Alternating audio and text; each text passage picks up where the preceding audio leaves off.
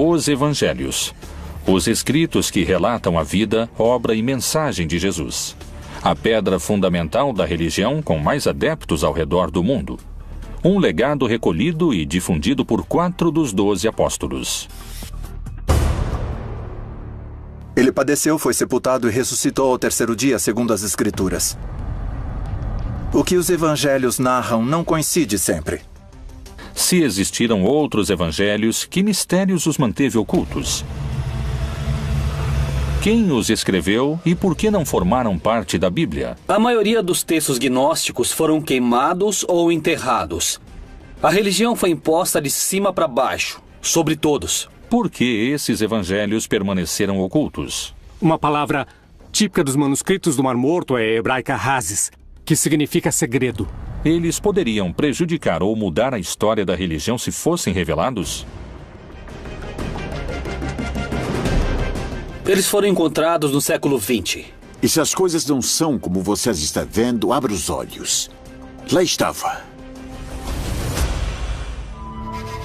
Textos como os de Judas, Tomé, Felipe e Maria Madalena estão entre os evangelhos proibidos encontrados nos últimos tempos.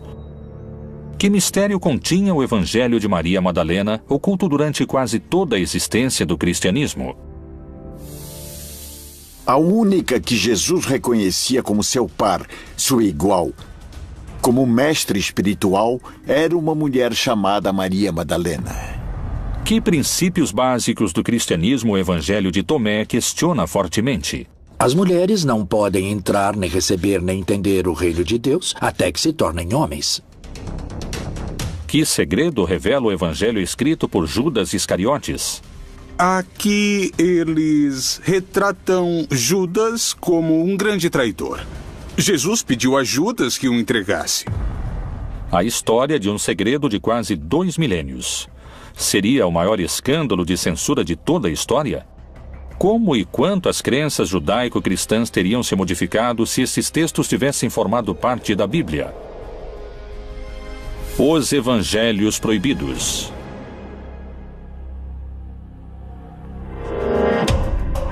A Bíblia contém 1.189 capítulos, 31.102 versículos, 773.693 palavras e 3.566.480 letras.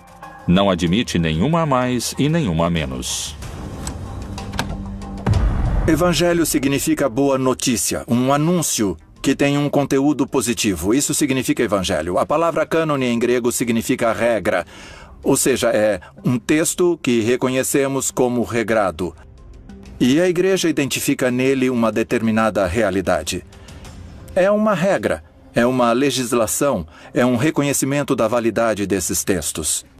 Os 4 evangelhos canônicos são Mateus, Marcos, Lucas e João. A pergunta é, até onde esses materiais têm realmente uma base histórica? Eles realmente têm como origem o Jesus histórico?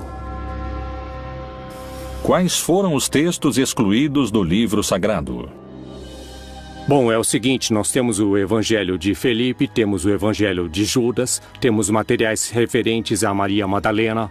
De que época datam esses textos que foram denominados de evangelhos apócrifos? Os evangelhos apócrifos têm em comum o fato de datarem de uma época tardia, ou seja, entre o século II e o século V depois de Cristo, quando nenhum dos apóstolos estava vivo, e tampouco seus primeiros discípulos. A maioria dos evangelhos apócrifos tem procedência gnóstica e refletem uma postura totalmente antijudaica, já que o judaísmo postula um Deus criador de um modo material e o gnosticismo postula um mundo material malvado e um Deus que está interessado somente no mundo espiritual.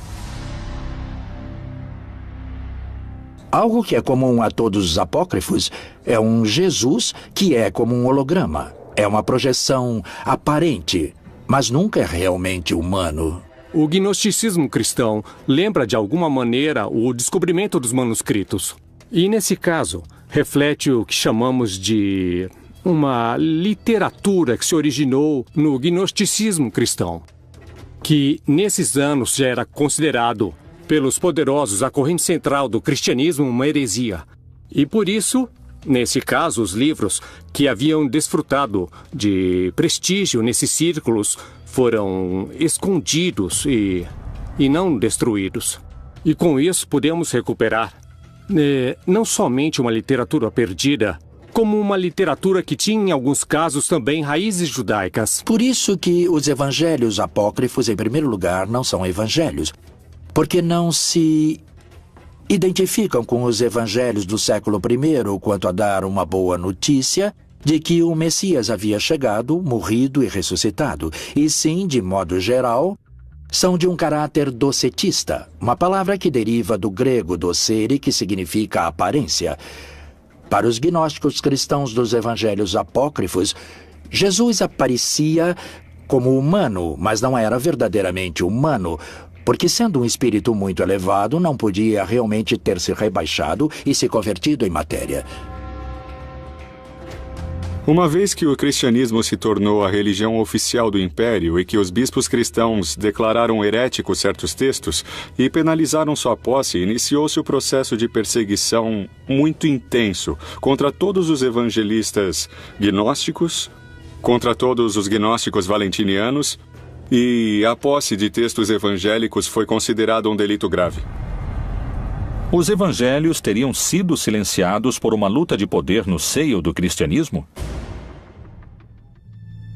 Em 1947, pastores beduínos encontraram cerca de 800 fragmentos de manuscritos do Mar Morto que datam de cerca de 2000 anos em cavernas no deserto da Judéia.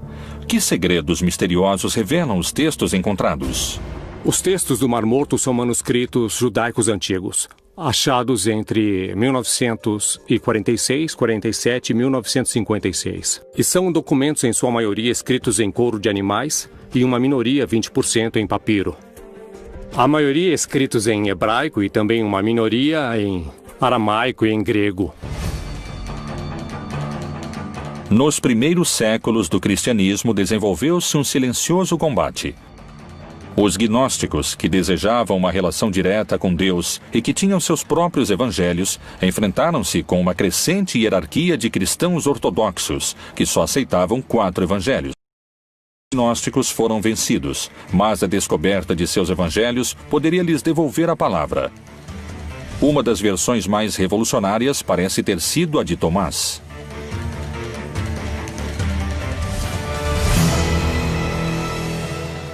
Há um escrito que alguns chamaram de Quinto Evangelho, que é o Evangelho de Tomé.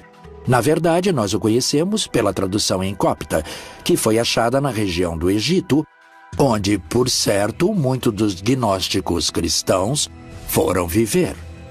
Há uma biblioteca descoberta perto das cataratas do Nilo, que se chama Nag Hammadi, e onde foi descoberta uma quantidade maravilhosa de textos antigos, muitos deles, precisamente, de origem gnóstica. Depois disse a Tomé: põe aqui o teu dedo e vê as minhas mãos, e chega a tua mão e põe-na no meu lado.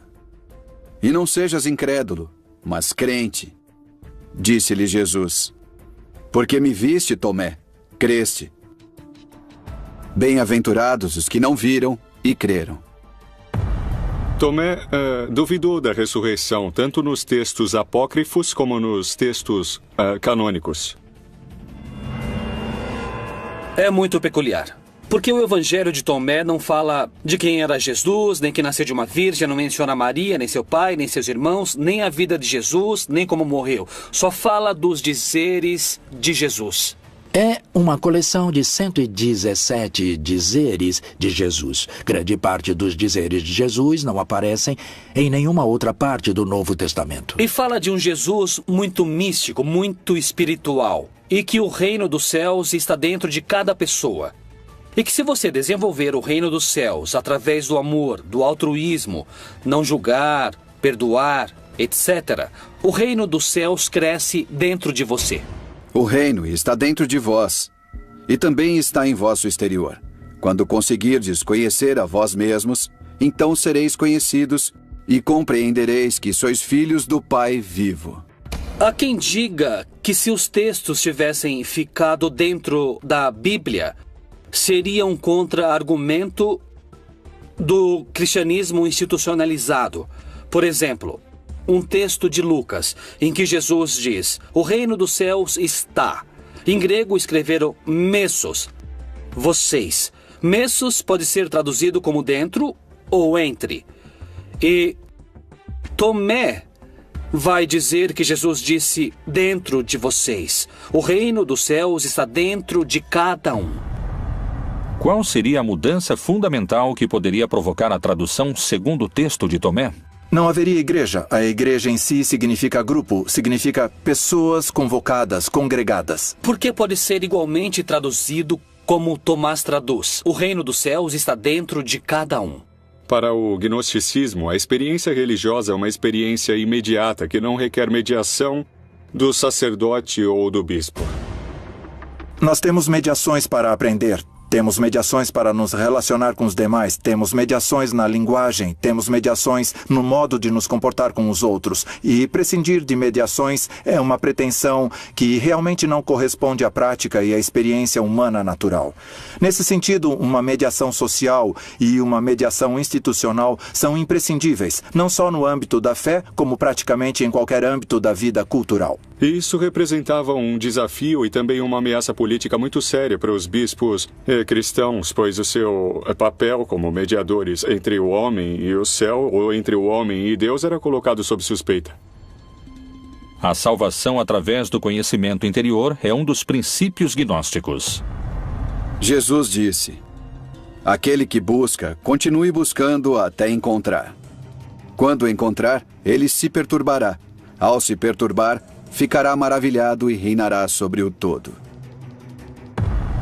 Além disso, o Evangelho de Tomé prega outro modo de se relacionar com Deus e com a morte. O que o Evangelho de Tomás nos convida a entender é que nós não somos nossos pensamentos, não somos nossas emoções. Segundo os gnósticos, na medida que aprendemos a tomar distância e a deixar de pensar e de crer que somos nossos pensamentos e nossas emoções, podemos concentrar nossa atenção em quem observa esses pensamentos e emoções. E, paulatinamente, vamos nos identificando com o observador, e não com esse ruído mental e essas emoções. E é aí que reside o segredo da imortalidade para eles. Jesus disse: eu mesmo vou guiá-la para torná-la macho, para que ela também possa tornar-se um espírito vivo semelhante a vós machos. Porque toda mulher que se tornar macho entrará no reino do céu. Tomé queria um mundo não só sem instituições, como também sem mulheres, segundo afirmam alguns especialistas. O Evangelho de Tomé não tem uma mensagem central, porque parece somente um mosaico de dizeres atribuídos a Jesus. No entanto, temos um caso muito curioso. Ele diz que Maria Madalena terá de se converter em homem porque as mulheres não podem entrar, nem receber, nem entender o reino de Deus até que se tornem homens. O Evangelho de Tomé não foi o único que permaneceu oculto durante séculos. O manuscrito do apóstolo Felipe também foi recuperado. Nos escritos de Felipe, este contradiz Tomé em relação ao lugar que ocupa a igreja e a mulher. Esses textos poderiam revelar um mistério cuja força mudaria para sempre os conceitos cristãos sobre a sexualidade? Que Jesus tenha se enamorado de uma mulher em sua juventude é muito provável. Muitas mulheres que o seguiam se enamoravam dele, isso é evidente e seguríssimo, não? Outra passagem do Evangelho de Felipe é ainda mais descritiva do papel das mulheres. Havia 3 que sempre caminhavam com o Senhor: sua mãe, Maria, sua irmã e Madalena, que era chamada sua companheira. Sua irmã, sua mãe e sua companheira, todas chamavam-se Maria. O Evangelho de Felipe também diz que Pedro em algum momento insistiu para que deixassem as mulheres de lado, que não poderiam ser discípulas nem apóstolas de Jesus. E Jesus responde de maneira maravilhosa. Ele diz: deixem que elas nos sigam, porque a que se tornar minha discípula terá um espírito vivo como o de vocês, varões. E Pedro insistiu, não, sobretudo Maria, que ela, Maria, nos abandone, a Maria de Magdala. E Jesus lhe disse, toda mulher que se humanize a si mesma entrará no reino dos céus. Esse texto também está no Evangelho de Felipe e também o tiraram. Nesses textos são mencionados elementos das mulheres, personagens femininas. Falam do espírito como algo feminino, o que não agradou às pessoas que decidiam que textos que entravam ou não entravam. Então os excluíram completamente, porque a postura sempre foi de um ponto de vista masculino. Os evangelhos proibidos de Tomé e Felipe não são os únicos que relatam uma versão distinta da encontrada na Bíblia oficial.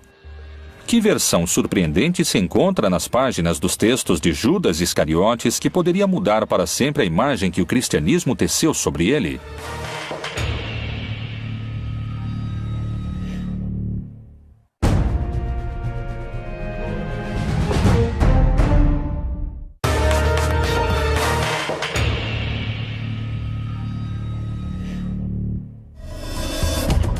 Niceia, ano de 1978. Um grupo de camponeses realizam suas tarefas habituais quando encontram numa caverna alguns papiros que poderiam mudar para sempre o conceito de um dos homens mais repudiados da história. Mas você excederá a todos eles, pois você sacrificará o homem que me reveste. Abril de 2006. Foi apresentado o resultado de um trabalho de anos, a reconstrução e tradução de um livro que se acreditava perdido para sempre. Um livro extraviado por mais de 1.700 anos. Um texto que modificaria o lugar que a história reservou para o homem mais odiado pelo cristianismo, o Evangelho de Judas. O Evangelho Gnóstico de Judas nos oferece uma versão diametralmente oposta à do Judas retratado dos evangelhos canônicos. O Evangelho de Judas também é gnóstico. Ele data do século IV e nele Judas aparece não como o grande traidor da história, mas como aquele a quem foi revelado o que Jesus ia fazer. Quer dizer, ele ia morrer, e inclusive o Evangelho de Judas trata de expor como Jesus pede a Judas que o entregue. Então, mais que uma traição, é um favor para que se cumpra o plano da salvação. Quem foi o apóstolo Judas Iscariotes?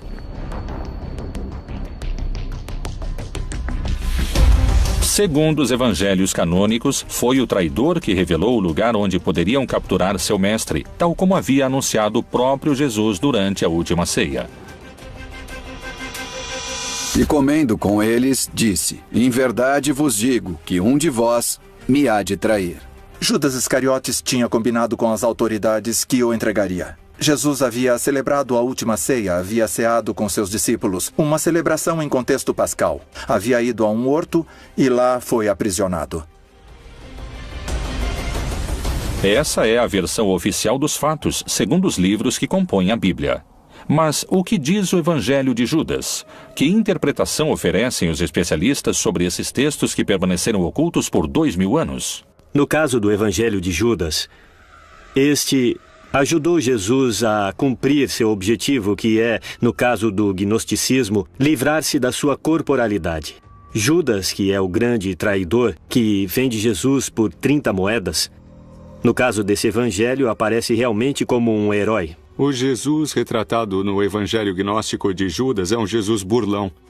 Um Jesus sarcástico que zomba da ignorância de seus discípulos e que abertamente prefere Judas e faz de Judas seu apóstolo predileto, porque diz que Judas é o único que entende que Jesus não é uma pessoa, não é somente um corpo. Jesus não é uma encarnação de Deus na Terra e tampouco é um ser humano. É um estado de consciência que qualquer pessoa pode alcançar. Qual foi então o papel de Judas segundo esses textos? O texto de Judas é o texto de uma comunidade que quer retomar esse personagem, quer reivindicar esse personagem de alguma maneira e o coloca dentro de todo um plano que Deus tinha para a morte de Jesus. Nem mais nem menos. Ele abre a porta para que Jesus consiga se desfazer de seu corpo. Algo desagradável e que não está incluído na doutrina gnóstica e que coloca Judas em primeiro lugar, enquanto que na doutrina cristã genérica ou geral, Judas é menosprezado, é um ser cobiçoso, um ser vil, que é imediatamente enviado para o inferno. Judas não dá nenhuma importância, nem tampouco Jesus, à crucificação, porque Cristo não se identifica nem com o seu corpo, nem com a sua mente, nem com suas emoções. Segundo esse evangelho, é o próprio Jesus que confere a Judas o lugar que ocupará na história. Afaste-se dos outros e eu lhe contarei os mistérios do reino. É possível você alcançá-lo, mas você sofrerá muito. Por que as passagens são tão contraditórias? Pode ser simplesmente a interpretação dos textos? A entrega de Jesus aos romanos foi um ato heróico ou foi um ato que ia de encontro à própria vontade de Judas? A relação entre Judas e Jesus é uma relação de melhores amigos. De fato, Judas se nega a fazer o que Jesus lhe pede, ou seja, denunciá-lo, acusá-lo. São muitas as versões que existem em torno de Judas. Mas o que dizem os textos censurados e escondidos do seu próprio evangelho? Mas você cederá a todos eles, pois você sacrificará o homem que me reveste. Mas além da revelação do papel heróico de Judas na história, esse evangelho também coloca em primeiro plano a luta entre os gnósticos e a igreja. No evangelho de Judas, a crucificação também é um símbolo. E, portanto, a cruz é um símbolo místico que representa, por um lado, o princípio ativo masculino, representado no eixo vertical da cruz, e o princípio feminino masculino, representado pelo corte transversal horizontal que forma a cruz. A crucificação representa a possibilidade de se libertar, de se afastar desses dois princípios que fazem parte da natureza de cada pessoa. Então, mais que uma traição, é um favor para que se cumpra o plano da salvação. O evangelho de Judas o descreve não como um traidor, mas sim como um herói fundamental para cumprir o plano de Deus. Algo semelhante ocorre nos textos de Maria Madalena, que, longe de apresentá-la como uma pecadora, mostra-a como a discípula eleita, que daria continuidade ao projeto de Jesus.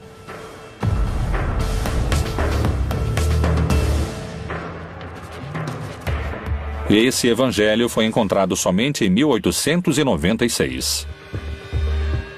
Que segredo oculto revela o evangelho de Maria Madalena? A mulher mais misteriosa da Bíblia deixou escritos seus próprios segredos.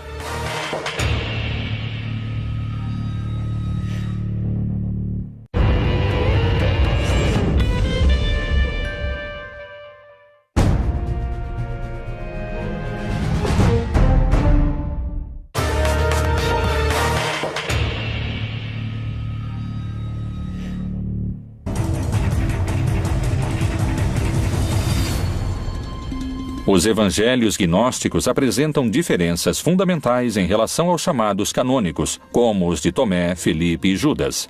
Mas esses não são os únicos. O recente achado dos manuscritos do Evangelho Proibido de Maria Madalena aprofunda ainda mais essas diferenças.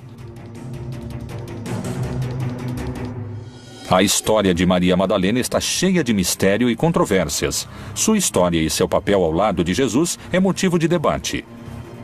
O achado dos evangelhos de Maria Madalena lança quanta luz sobre a construção feita em torno de sua figura. Maria Madalena, nos evangelhos canônicos, desaparece. A figura principal, isso afastando-nos dos gnósticos, a figura principal dos evangelhos, que descobre que Jesus não está na tumba, é Maria Madalena. Os outros duvidaram até o final. Nos textos gnósticos, quando Maria Madalena é a discípula preferida de Jesus, ela é a mulher muito próxima de Jesus, que a amava intensamente. Ela andou com ele junto com os discípulos desde que Jesus pregava na Galileia. Ou seja, Maria estava acostumada com um trato cotidiano e direto com Jesus. Quais são as palavras do Evangelho de Maria Madalena que ordena segui-la ao invés dos discípulos? Será que ele realmente conversou em particular com uma mulher e não abertamente conosco? Devemos mudar de opinião e ouvirmos a ela? Ele a preferiu a nós? O texto concreto de Maria Madalena é do século II, não chega ao século III. Jesus de Nazaré beija Maria Madalena na boca, indicando que ela é alguém diferente e que está acima dos demais apóstolos. Maria Madalena é uma de suas eleitas. A pessoa com quem Jesus, desde outro mundo, não sabemos, desde algum lado, decide se contactar não são os outros 12 apóstolos, muitos dos quais escreveram a Bíblia, mas sim com uma mulher prostituta que se chama Maria Madalena, que é quem dá a boa nova. Não? Coisa curiosa, como era diferente Jesus, não, em relação a todo o resto da Bíblia. É para ela que Jesus aparece pela primeira vez. Por isso, ela recebeu o título ou nome de Apóstola dos Apóstolos. Por que Jesus escolheu se apresentar a Maria quando ressuscitou e não aos seus 12 discípulos? De que modo a Bíblia oficial relata esse encontro? Maria Madalena foi e anunciou aos discípulos que vira o Senhor e que ele lhe dissera isto. Quando Madalena disse que tinha visto Jesus, nessa hora Pedro zomba dela, diz: aquela mulher viu Jesus, mas que era apenas na sua imaginação. Então, inclusive, ele é repreendido por Levi por sua atitude que diz: Pedro, você sempre com esse seu mau gênio. Não trate a Madalena assim, eu não creio que essa mulher minta. Nos 4 evangelhos que temos no texto bíblico, ela não é muito comentada, essa figura se perde. Mas temos outros documentos que ela é considerada e que falam do ministério que ela exercia. Existiriam mulheres que participaram das decisões que acabaram formando o que hoje conhecemos como a Bíblia canônica? Os escritores, a maioria eram homens.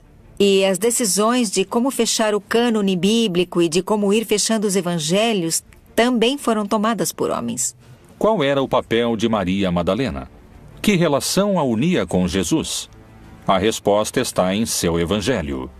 O Evangelho de Maria Madalena nos fala de uma liderança da mulher. Nós o conhecemos como um pouco gnóstico, porque diz: me foi revelada a sabedoria, fui conhecendo mais sobre ele. Então, no final das contas, o texto fala da vida de Jesus, aparentemente do ponto de vista de Maria Madalena, mas da forma como ela foi adquirindo conhecimento para chegar ao nível de Jesus. Por isso reconhecemos que é agnóstico. Esse evangelho relata um encontro único entre Jesus e Maria Madalena. É o momento em que o Salvador lhe revela um segredo que não conta aos outros apóstolos. Nos outros 4 evangelhos, a vida depois da morte é descrita como um paraíso de felicidade. Mas é diferente no Evangelho de Maria Madalena. No Evangelho de Maria Madalena, o que parece querer nos dizer é que no processo da morte, o que existe é uma decomposição.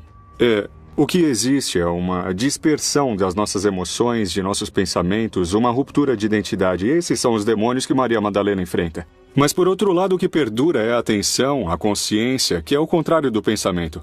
O pensamento passa o tempo se lançando para o futuro ou olhando o passado, mas raras vezes o pensamento está no presente, no agora. A consciência é a atenção, é a observação do que está ocorrendo agora. É por isso que os gnósticos pensam que podem sobreviver ao processo da morte. É depois da morte e ressurreição de Jesus que o Evangelho de Maria Madalena revela sua liderança em relação aos apóstolos. Maria Madalena se levantou, cumprimentou a todos e disse a seus irmãos: não vos lamentais nem sofrais. Antes, louvemos sua grandeza, pois ele nos preparou e nos fez homens. No Evangelho que leva o seu nome, ela aparece como uma figura central. Geralmente se referem a ela, ou ela mesma se refere a si mesma como a alma. E isso permite entender que, na concepção gnóstica, a divindade não só é masculina, mas a divindade também tem uma dimensão feminina. Antigamente, as pessoas se persignavam em nome do Pai Criador, do Filho Redentor e da Mãe da Sabedoria. Havia uma mulher na Trindade. Como o Espírito, em hebraico e em grego, é feminino, o Espírito Santo era uma figura feminina. As primeiras igrejas cristãs se encontravam nas próprias casas dos seguidores. Lá, as mulheres tinham um papel predominante dentro da comunidade e na pregação do Evangelho. Não havia sacerdócio no século I. Não havia homens nem mulheres sacerdotes, mas quem partiu o pão era a mulher. A dona da casa onde se reuniam era a mulher, não era um assunto de homens. Foi no concílio de Nicéia que expulsaram os gnósticos e excomungaram todos os textos que diziam que a mulher era importante para Jesus, que Maria Madalena era uma apóstola importante.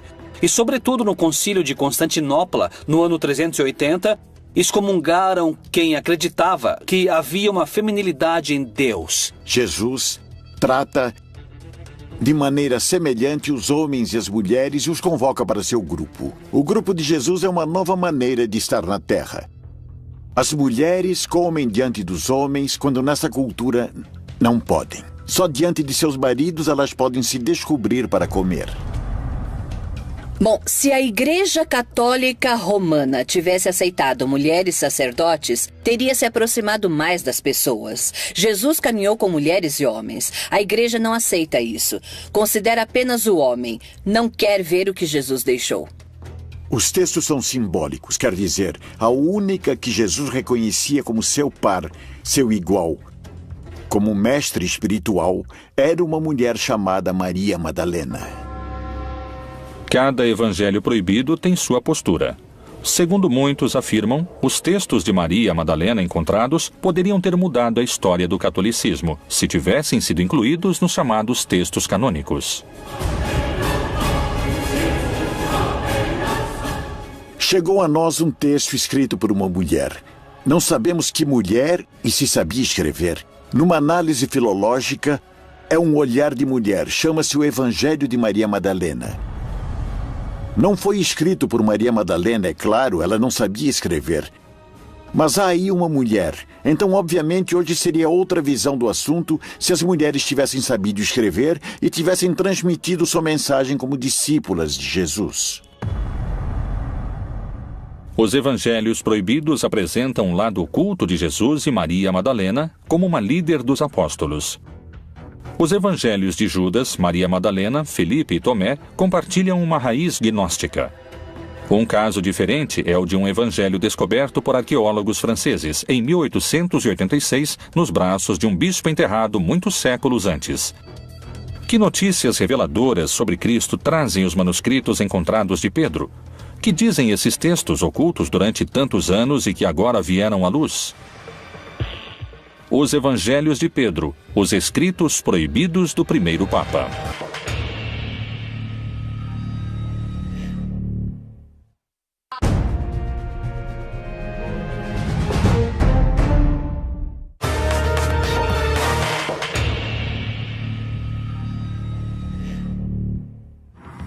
Alto Egito, século VIII. Um monge faz seu último pedido, ser enterrado com o livro que protegeu durante toda a sua vida. Inverno de 1886. Sessão cristã de um cemitério no Alto Egito. Um grupo de arqueólogos franceses procuram peças e encontram o caixão que encerra o monge. Abrem-no e encontram em seus braços um antigo livro, e com ele a confirmação de uma suspeita. O Evangelho de Pedro existe.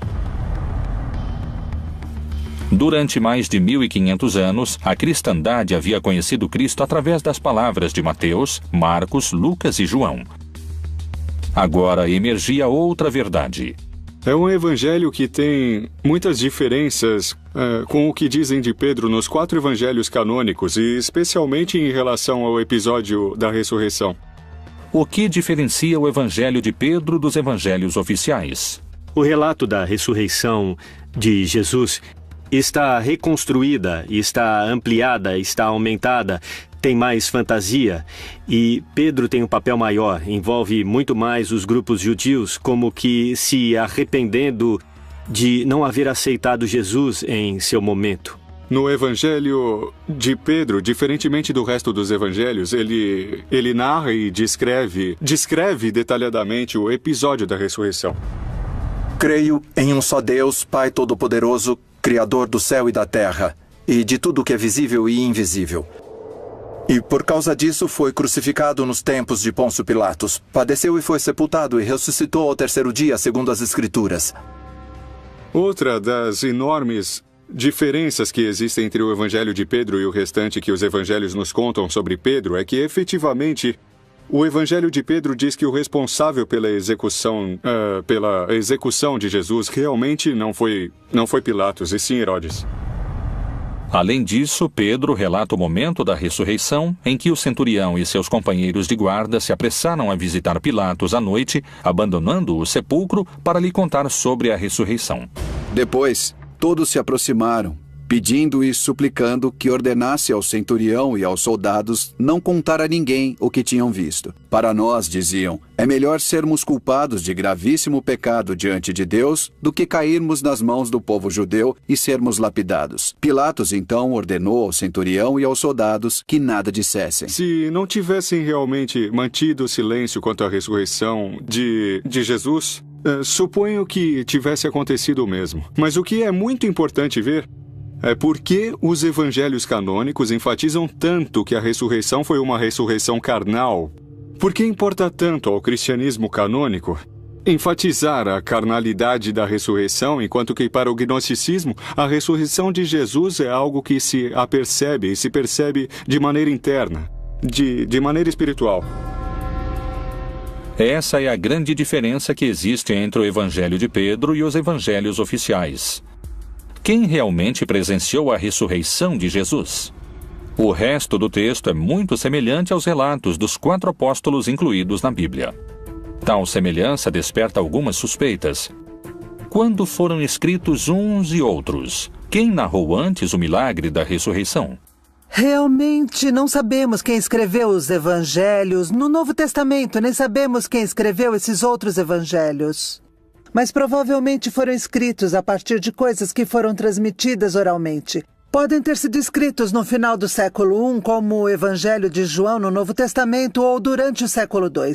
Todos escreveram a partir das histórias contadas pelos seguidores anteriores à época de Jesus. Quando comparamos os evangelhos, em muitos casos a mesma informação aparece em contextos literários diferentes. O que prova que já existia, de alguma maneira, uma flexibilidade na transmissão da tradição no cristianismo antigo, que conheciam as frases, mas nem sempre sabiam em que contexto haviam sido ditas. E por isso, há cristianismos diferentes. Haviam reconstruído esses contextos diferentes. E os evangelhos são a prova de que essas informações parecem ter funcionado, ter sido transmitidas de uma maneira independente, sem o contexto histórico narrativo original. Então, os 4 evangelhos canônicos correspondem às autorias de Lucas, Marcos, Mateus e João? À medida que transcorreu o tempo desde a morte e o desaparecimento de Jesus, os textos perderam cada vez mais valor, quer dizer, perderam valor mais de uma vez. Se está escrevendo um texto 4 séculos depois da morte de Jesus, que parte desse escrito é verdadeiro? De onde saíram esses ensinamentos? E mais, voltemos aos evangelhos canônicos que estão na Bíblia. Não são de Lucas, não são de João, não são de Mateus nem de Marcos. Os evangelhos revelam a vida de Jesus Cristo. Durante centenas de anos, os cristãos só contaram com a versão de Lucas, Mateus, Marcos e João. Que mistérios guardavam os evangelhos proibidos que foram apagados da face da terra?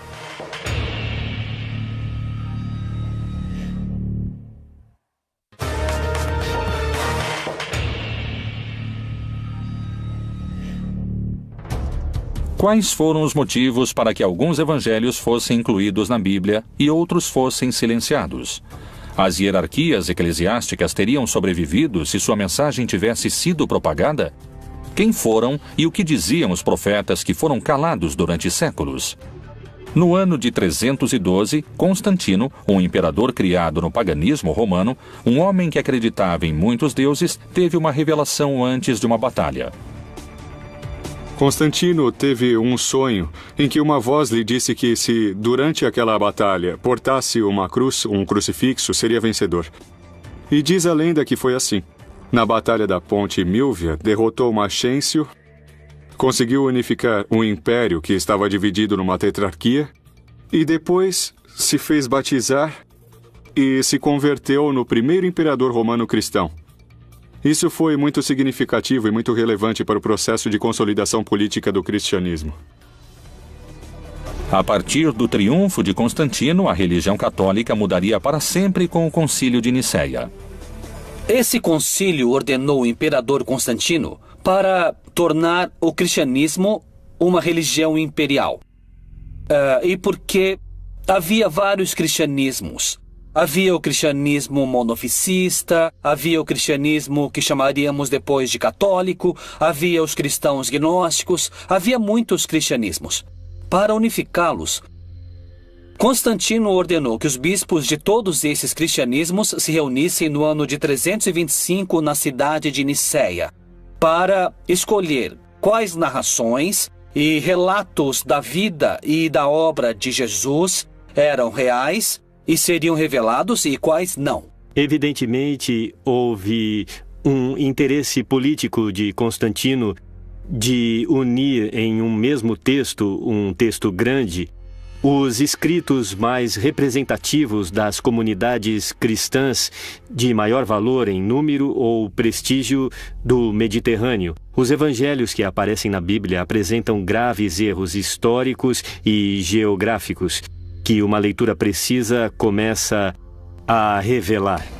Foi um imperador romano que adorava o sol, aquele que estabeleceu as regras básicas da Igreja Católica como a conhecemos hoje? Constantino governou a partir do ano 313, ou seja, no século IV. No século IV já estava decidido, já era um fato histórico os livros que os crentes consideravam inspirados. E mais, algumas das perseguições imperiais contra os cristãos exigiam que as pessoas entregassem os livros sagrados, caso contrário, eram mortas. Muitos cristãos se dispuseram a morrer na fogueira porque não entregaram os livros sagrados, e isso foi antes de Constantino. Os gnósticos perderam sua primeira batalha, mas essa não seria a última e nem a pior de suas derrotas. Qualquer livro do cristianismo que foi separado dessa lista, considerada sagrada por ordem do imperador Constantino, ficou de fora, se tornou apócrifo. Qualquer seguidor desses textos, dessas crenças, a partir desse momento, foi considerado herege, que significa aquele que pensa diferente. Para muitos especialistas, os evangelhos proibidos constituíram um campo de batalha em que se travou a guerra entre os gnósticos e a hierarquia eclesiástica. Uma luta que, segundo narra a história, venceram os sacerdotes da Igreja Católica. Já desde um primeiro momento pareceu haver gerado uma polêmica entre os seus seguidores e por isso os evangelhos, sejam os canônicos ou sejam os apócrifos, refletem interpretações diferentes da mensagem original histórica de Jesus. O que teria ocorrido se a perspectiva gnóstica tivesse triunfado? Qual seria o papel da mulher se os textos bíblicos tivessem sido reformulados ou os textos gnósticos incorporados? Como seria a Igreja Católica hoje em dia com esses manuscritos como protagonistas? Essas são algumas perguntas que emergem da Bíblia Proibida.